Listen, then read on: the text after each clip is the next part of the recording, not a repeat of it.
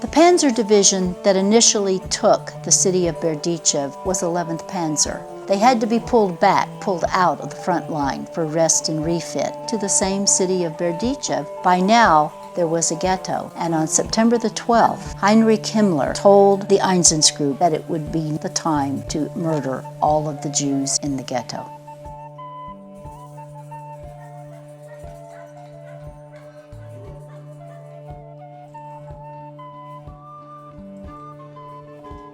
An interesting feature of the murder of the Jews of Berdichev is that the Wehrmacht did think it was necessary to get the men out of the town so that they would not witness these mass killings. And this is very early in the war. This would be the first time, Berdichev is the first time that the Einsatzgruppe try murders in multiples of 10,000 of an entire city's population. And they weren't certain if there would be protests. They organized taking the entire division by rail up to Zhytomyr, which is about 30 miles to the north, in order to show them movies. And so the movie was shown all day long as the entire division was in turn sent through the movie theater to see it. Am 15. September 4 Uhr nachts früh. The German shooting squad will set up a shooting schedule. They will ready an area for people to be shot at. And they will involve the Polizei, rousing everyone out of the ghetto with rifle butts. Hat man geklopft in die Fenster und die Tür hat man aufgemacht und man hat uns throwing the elderly into trucks, forming otherwise a death march. They had the Polizei lining the road. It's 4 miles out of town, down the central street to the military airport. There at the military airport, the Germans have prepared carefully. They selected the military airport because there was a hangar there. And they knew that if they hadn't shot everyone, they could lock them in the hangar at nighttime. The Germans had also employed 4 Luftwaffe planes to circle the airfield continually to drown out the screaming.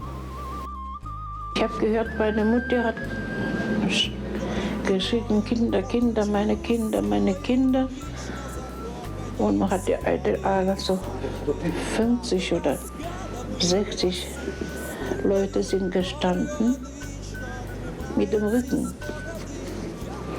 Und da wurden die alle erschossen. And that's basically how September 15th to 16th, 20,000 Jews in Berdichev were shot in and around the military airport. Он говорит, ты Швайна, уходи отсюда.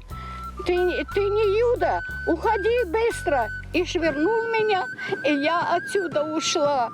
Оставила у сестру при уходе, она сказала, Геня, ты должна нас всех вспоминать. Ты на еврейку не похожа.